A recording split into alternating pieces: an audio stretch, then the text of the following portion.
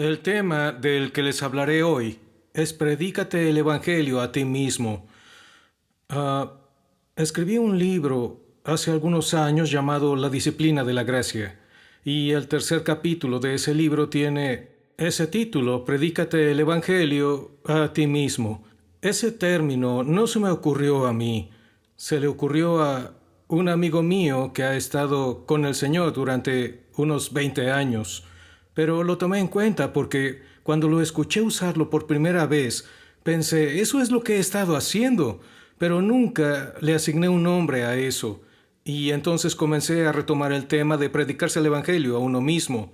Se usó en uno de mis libros y creo que la gente piensa que se me ocurrió a mí, pero quiero darle crédito a quien lo merece, mi amigo Jack Miller. Al predicarnos el Evangelio a nosotros mismos, debemos saber qué es el Evangelio.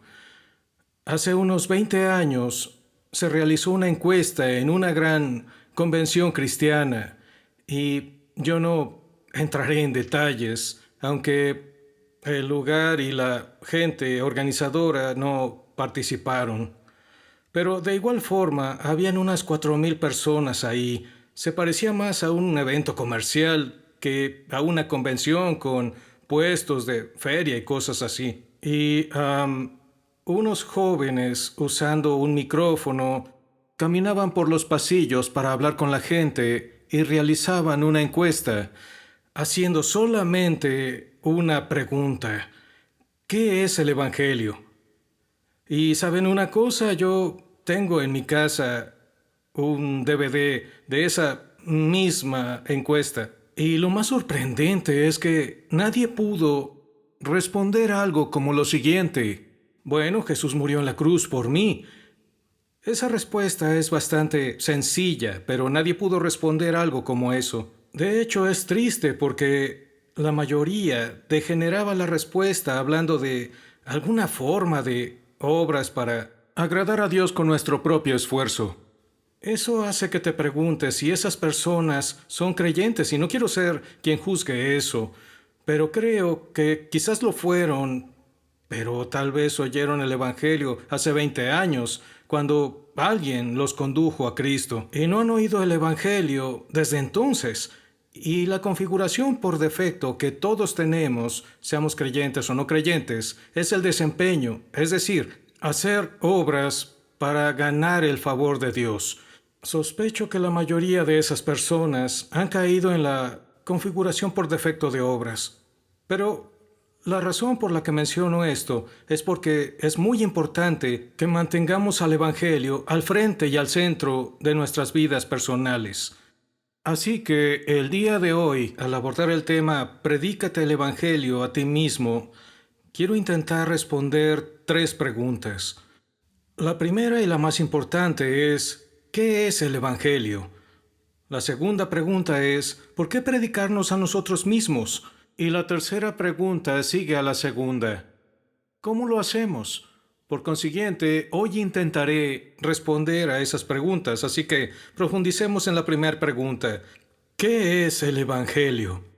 Mientras luchaba con esto y trataba de encontrar un mensaje que pudiera dar en menos de una hora, concluí que el mejor pasaje de la Escritura para analizar es un solo versículo, aunque en el libro que escribí, en el capítulo que es el Evangelio, tomé Romanos capítulo 3, versículo 21 hasta llegar al versículo 26, y recorrí todas las palabras principales, justificación y esa clase de palabras. Hoy nos enfocaremos en un pasaje de la Escritura que se encuentra en 2 Corintios 5:21. El pasaje dice, al que no conoció pecado, lo hizo pecado por nosotros, para que fuéramos hechos justicia de Dios en él. Hay eruditos y comentaristas del Antiguo Testamento que creen que esta es la declaración más profunda del Nuevo Testamento. Solo estas pocas y sencillas palabras, porque en toda la Escritura es la que establece la suma del Evangelio de manera más breve. Para entenderlo, obviamente, debemos profundizar en lo que Pablo quiere decir con las diversas declaraciones que él hace. Pero a aquellos que me preguntan, ¿tienes un versículo de vida? Les diría que sí, es 2 Corintios 5:21. Y si me encontrara varado en alguna isla totalmente desierta y solo pudiera tener un versículo de la Escritura, ese es el que yo elegiría. Al que no conoció pecado, lo hizo pecado por nosotros, para que fuéramos hechos justicia de Dios en él. Mientras revisamos este pasaje, veamos a quiénes se menciona en este versículo. En las palabras nosotros y fuéramos nos encontramos nosotros. En lo hizo se refiere a Dios el Padre y en él se refiere a Jesucristo. Así que vemos que por nosotros Dios hizo algo. Ahora consideremos quiénes somos para que Dios lo haya hecho. ¿Cuál era nuestra condición? Bueno, al leer Romanos capítulo 5, versículos 6 al 10, vemos que Pablo usa 4 palabras. En el versículo 6 dice que éramos débiles o incapaces de hacer algo sobre nuestra situación. Además, dice que éramos impíos, ignorábamos a Dios, no teníamos relación con Dios. Y en el versículo 8 somos pecadores. Y en el versículo 10, lo peor, somos enemigos de Dios. Saben, este no es un buen currículum de personas por quienes Dios quiera hacer algo. Son incapaces, impíos, pecadores y enemigos. Y la razón por la que digo esto es porque si no apreciamos esta verdad, entonces no apreciaremos lo siguiente. Pensaríamos, bueno, seguro Dios me debe algo. No me extraña que Dios haya hecho algo por mí. Pero al comenzar a pensar en que éramos incapaces, impíos, pecadores y enemigos de Dios, deberíamos prestar atención al hecho de que, por nuestro bien y en nuestro lugar, Dios hizo algo. ¿Y qué es lo que Dios hizo o para quién fue que lo hizo? Y quiero que consideremos el tomar unos minutos para que veamos lo que Pablo dice aquí sobre el Hijo de Dios. Al que no conoció pecado, lo hizo pecado por nosotros. Ahora pensemos en eso por unos minutos. ¿A qué se refiere Pablo al decir al que no conoció pecado?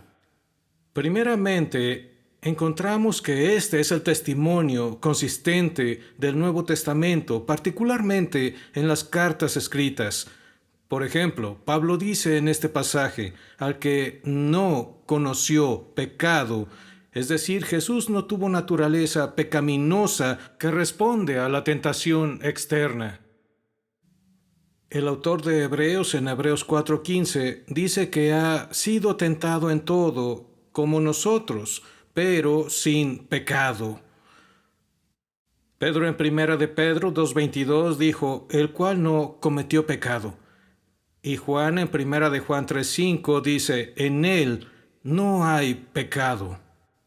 Para ayudarnos a apreciar lo significante de estas 4 afirmaciones, debemos recordar que Jesús no creció en un ambiente esterilizado, es decir, un ambiente moralmente esterilizado. Él no creció conviviendo junto a un grupo de gente que no fuera pecadora. El Nuevo Testamento, específicamente en Mateo 13:55, habla de la familia de Jesús, sus hermanos. Él tuvo 4 medios hermanos, Jacobo, José, Simón y Judas. Luego el autor dice, todas sus hermanas. Y si al hablar dices todas en lugar de ambas, te refieres a 3 o más. Así que Jesús creció en una familia de medios hermanos y hermanas, y había al menos 7 de ellos, o quizás probablemente más. No es mencionado que estas personas fueran malvadas, pero nacieron siendo pecadores, igual que nosotros. Tal vez podríamos decir que la familia de José y María era una moral y buena familia judía que guardaba los requerimientos de la ley y ese tipo de cosas. Aún así eran pecadores. De hecho, en Juan capítulo 7, que ocurre antes de que Jesús fuera a la cruz, Juan dice, porque ni aun sus hermanos creían en él. Así que él creció con ellos. Había estado ministrando por 3 años y sus hermanos en ese contexto en particular le decían que fuera a Jerusalén y le mostrara a sus conocidos quién él creía que era en verdad. Y Juan añade su comentario y dice, porque ni aun sus hermanos creían en él. Aún así, Jesús creció en ese ambiente y nunca cometió pecado. Más que el testimonio de los autores del Nuevo Testamento, es el testimonio de Jesús mismo. En Juan capítulo 8, Jesús se enfrenta a un grupo de judíos hostiles y el diálogo se volvía más y más acalorado, hasta el punto en que Jesús les dice, ustedes son de su padre, el diablo. Decir algo así no es exactamente la mejor forma para ganar amigos e influenciar personas. Digo esto para hacer ver que estaban en un ambiente muy hostil. Aún así, estando frente a esos incrédulos y hostiles judíos, Jesús preguntó lo siguiente: ¿quién de ustedes me prueba que tengo pecado? Y se atrevió a hacer la pregunta porque ya sabía la respuesta.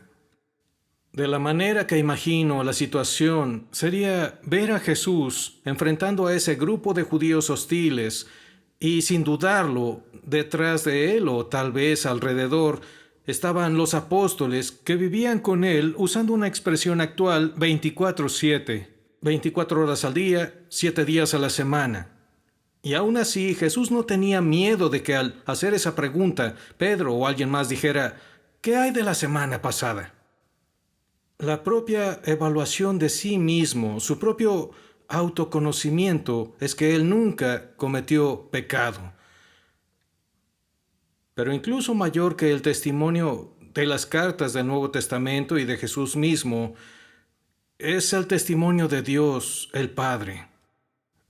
Durante el bautismo del Señor Jesús, según está registrado en Mateo 3:17, recordarán que hay una voz del cielo, Dios el Padre diciendo, «Este es mi Hijo amado, en quien me he complacido». Esa misma declaración se repite de nuevo en el Monte de la Transfiguración, en Mateo capítulo 17. Si hubiera habido un solo pecado en la vida de Jesús, Dios no habría hecho esa declaración, no podría haberla hecho, pues era absolutamente importante que Jesús no tuviera pecado. Ahora, hablamos de la impecabilidad de Jesús, y para ponerlo en una declaración positiva, significa que fue perfectamente obediente a la voluntad de Dios por 33 años. Él nació bajo la ley. Para poder cumplir la ley, estaba obligado a cumplir la ley y lo hizo perfectamente, sin ninguna omisión, por un período de 33 años. Y es por eso que Pablo dice, al que no conoció pecado. ¿Qué le hizo Dios a su Hijo que no conoció pecado? Bueno, la declaración aquí es que Dios lo hizo pecado. Ahora, Dios no lo hizo un pecador, es decir, alguien que ha pecado, sino que Dios lo hizo pecado. Esta es la forma en que Pablo expresa que Dios imputó todo nuestro pecado a Cristo. La Biblia misma es su mejor comentarista, y para mí los 2 versículos de la Escritura que más claramente explican lo que Pablo dijo con que Dios lo hizo pecado es primeramente Isaías 53:6.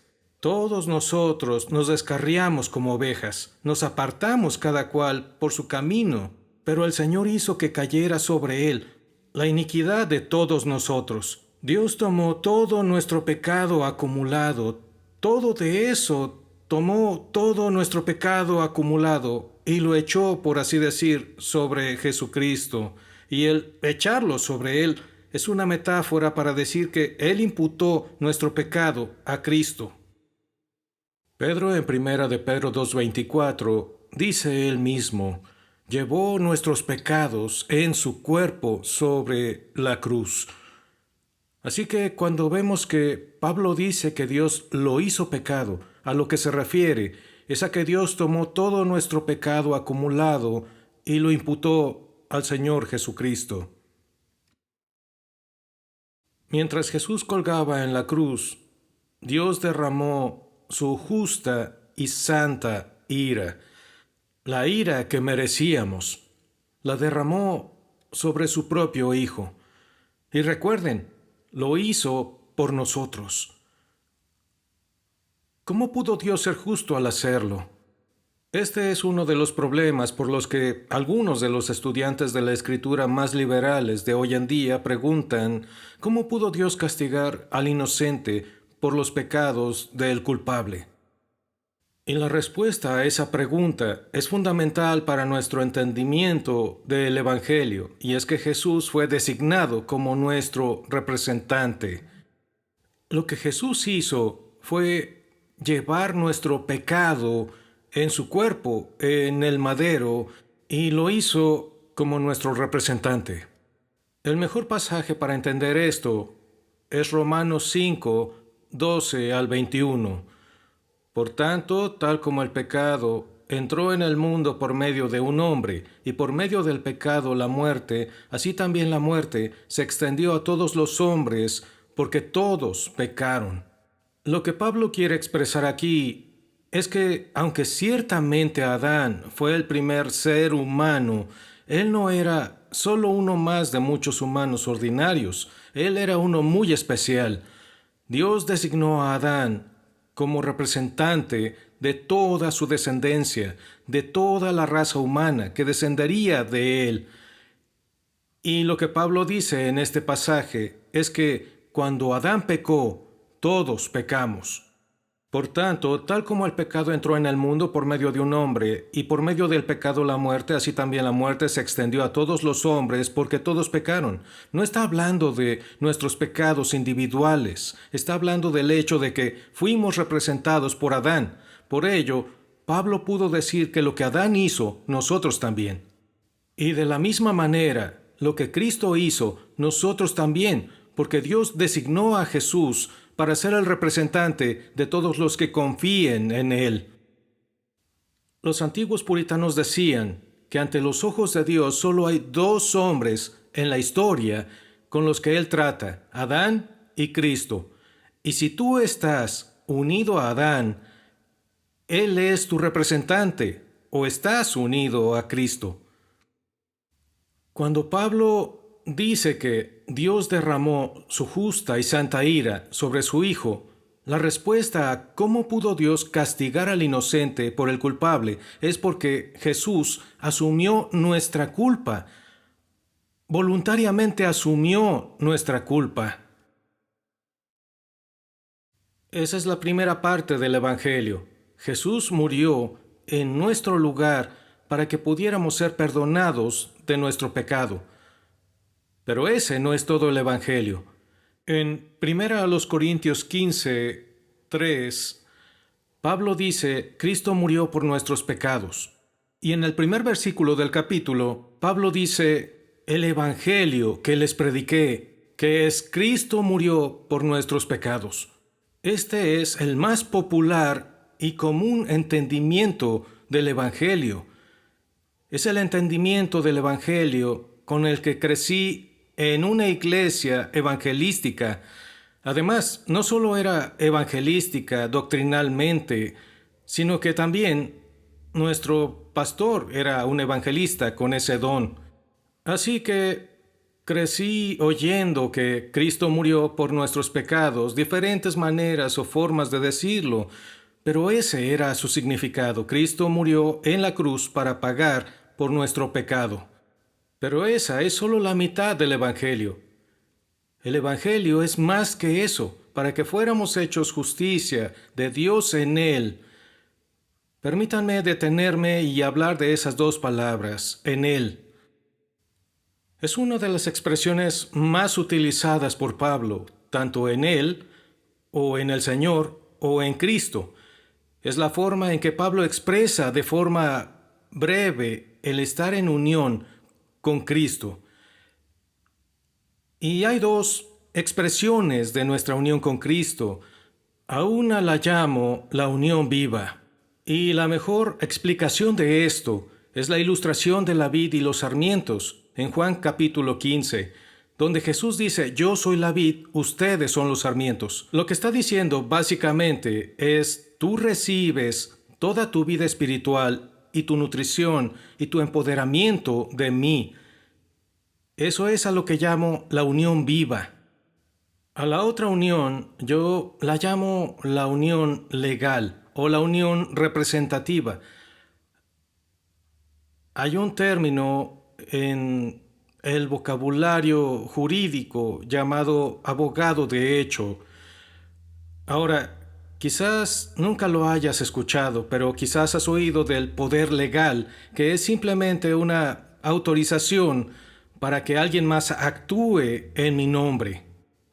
Hace unos años, alguien de nuestro equipo y su esposa estaban vendiendo su casa y mudándose a otra para que pudieran aprovechar las tasas de interés más bajas. Entonces, sucedió que en el día del cierre, ellos iban a estar fuera del país. Así que ellos me preguntaron si yo podría ser su representante, su abogado de hecho, y yo accedía a hacerlo, por lo que ejecutaron un poder legal. Entonces, estaba autorizado a actuar en su nombre. Fui al día de cierre y firmé toda clase de documentos, y uno de los documentos que firmé era un pagaré. Y cuando firmé ese documento, de hecho, lo firmé como Gerald E. Bridges, apoderado de hecho, etcétera, etcétera. Y cuando firmé ese pagaré, estaba obligándolos tanto como si fueran ellos mismos quienes hubieran firmado, porque se me había dado esa autoridad. Jesús, podríamos decir que es nuestro apoderado, de hecho. Nosotros no le dimos la autoridad, Dios lo hizo, Dios lo designó para ser nuestro representante legal en todo lo que Él hizo desde que nació hasta su muerte. Es por eso que la declaración de que Él no conoció pecado es tan importante, porque eso nos introduce a la segunda parte del Evangelio, para que fuéramos hechos justicia de Dios. Así como el texto que dice, lo hizo pecado, necesita una explicación, también para que fuéramos hechos justicia de Dios, necesita una. Entonces, aquí Pablo no está refiriéndose a la justicia personal de Dios, su propia justicia inherente como el Dios eterno. Pablo está hablando de la justicia que Cristo vivió en su vida y la cual ahora Dios nos entrega y acredita. Las buenas nuevas del Evangelio son que Cristo no solo murió en nuestro lugar, sino que antes de morir vivió en nuestro lugar. Así que ahora tú y yo, cuando confiamos en Cristo como nuestro Salvador, nuestros pecados son perdonados porque Cristo soportó el castigo y hemos sido acreditados con la perfecta justicia de Cristo, porque eso es lo que hace Dios. Él imputa nuestro pecado a Cristo y toma la justicia de Cristo y nos la atribuye. Permítanme darles un par de pasajes de la Escritura para que los vean más adelante. En Romanos 10, versículos 3 y 4, Pablo está hablando de su nación judía por ser ignorantes de la justicia de Dios. Noten ese término, la justicia de Dios. Aquí Pablo no se refiere a la justicia personal inherente de Dios, se refiere a una justicia de Dios, la cual Él nos acredita. Pues desconociendo la justicia de Dios y procurando establecer la suya propia, no se sometieron a la justicia de Dios. Básicamente, la gente hoy en día no se somete a la justicia de Dios porque piensan en sí mismos como bastante buenos. Luego dice, porque Cristo es el fin de la ley para justicia a todo aquel que cree. Así que no puedes obtener la justicia de Dios solo guardando la ley, porque Dios requiere absoluta perfección.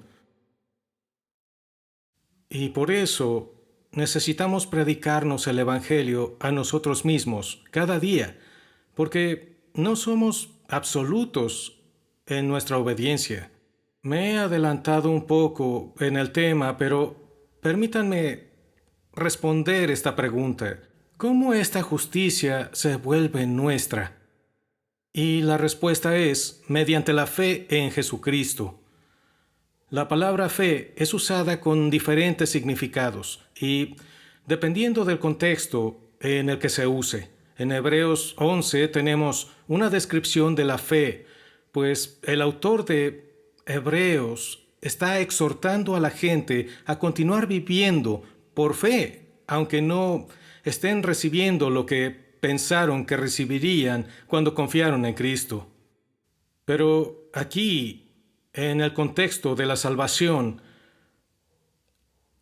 la idea de fe o el concepto de fe implica dos palabras. Ambas empiezan con R. Y no intento ser imaginativo, pero sé que si logras vincular algunas cosas juntas, te será más fácil recordarlas. En primer lugar, la fe en Cristo implica una renuncia a cualquier confianza en nosotros mismos. Es decir, tenemos que abandonar la idea de que Dios me recibirá en el cielo porque en general he sido buena persona. Nunca asesiné a nadie o esa clase de cosas. Debemos renunciar a cualquier confianza en nuestra propia justicia.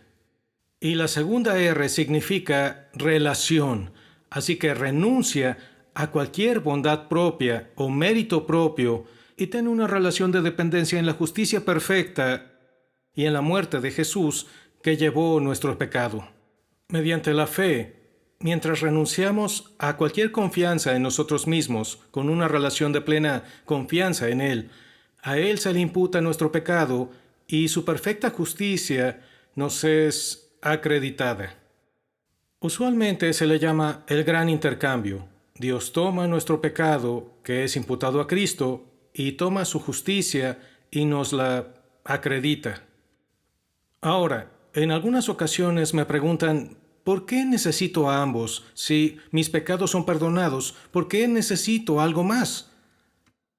Hubo un hombre que, cuando lo conocí, me indicó que él trabajaba como arquitecto paisajista autónomo y él me hizo esa pregunta. Y nos encontrábamos en el estado de Carolina del Sur en el mes de julio, cálido y húmedo. Sé que como contratista paisajista independiente se la pasa sobre la tierra todo el día. Un día regresó de trabajar, su ropa estaba sucia, estuvo transpirando y demás, así que le pregunté, ¿qué necesitas hacer al volver a casa del trabajo antes de que tu esposa te reciba en la mesa para cenar? Dijo, bueno, debo tomar un baño y ponerme ropa limpia. Y pregunté, ¿qué tal si solo tomas un baño pero te pones la ropa sucia de nuevo? Y dijo, no haría eso. Le dije, bueno, ¿y qué tal si no tomas un baño y solo cambias de ropa? Y dijo, tampoco haría eso. Dije, así que necesitas tomar un baño y ponerte ropa limpia. Y dijo, sí. Le dije, eso es lo que Dios hizo. Él te lavó y limpió en la sangre de Cristo. Ese es el perdón de nuestro pecado. Y luego Él te vistió con la justicia de Cristo, te dio las vestiduras limpias y absolutamente puras de un hombre que vivió durante 33 años y que nunca pecó. Necesitamos ambas cosas, el perdón de nuestro pecado y también que se nos acredite la justicia perfecta de Cristo. Pero es importante entender el Evangelio para predicárnoslo a nosotros mismos.